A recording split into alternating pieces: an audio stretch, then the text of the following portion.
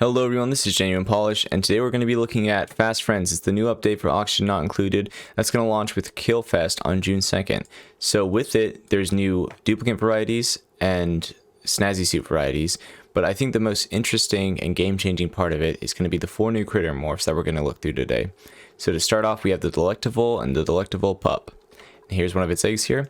So what's different between the Delectable and the Shovel, which of course is its base model, is you can shear it at the shearing station actually, and you'll get this vegetable here, the tonic root, and it's similar to the sleet wheat grain and the nosh bean in that it doesn't provide any kind of caloric value intrinsically, but it can be cooked into a meal, the curried beans.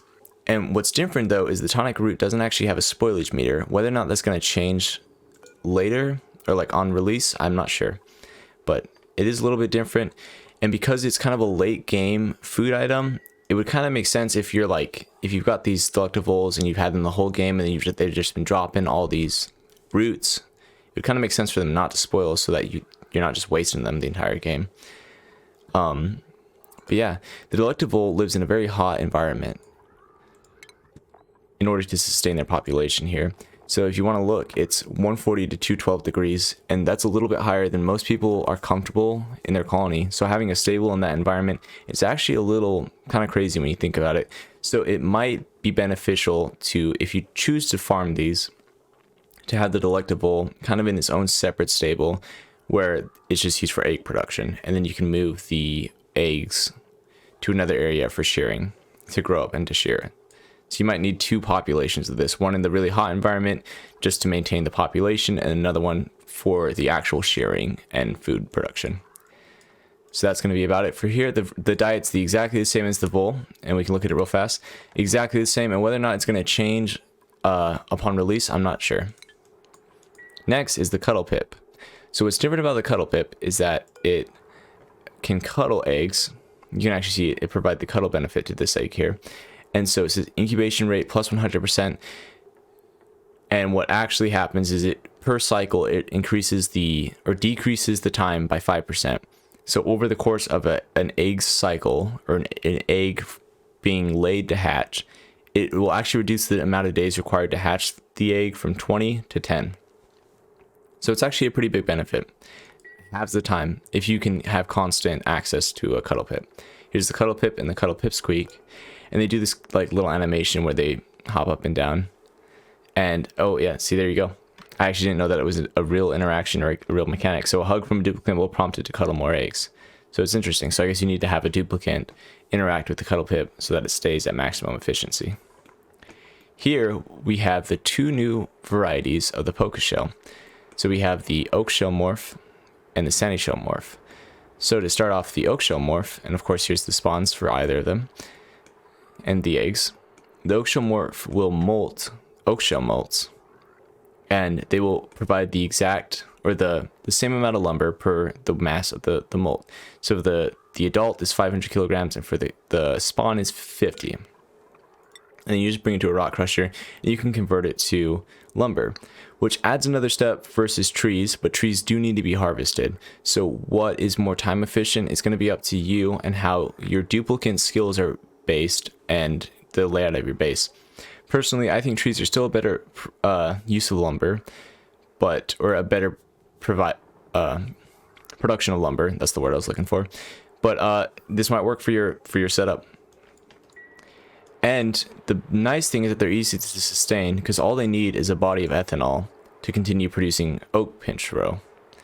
You can see it dwells in ethanol. That's the only thing you need. It's not a specific diet. It's nothing. It just needs to live in ethanol. So it's pretty easy to maintain a little pool of ethanol for these. And then for the Sandy pinch row, they dwell in water. Now, what's different about these guys is they don't actually provide any kind of molt. You can see that they're smooth all over, and they don't provide any kind of molt. But what they do provide is that when they die, they actually drop fish fillets. So it's a source of food, and it's an alternative to pacus. Is it more efficient than pacus? I'm not sure. Would I personally use these? Not for food, but I would use them for something else, and I'll show you here.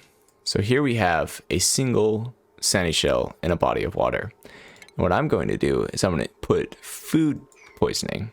And as you might guess, the sandy shell actually disinfects water.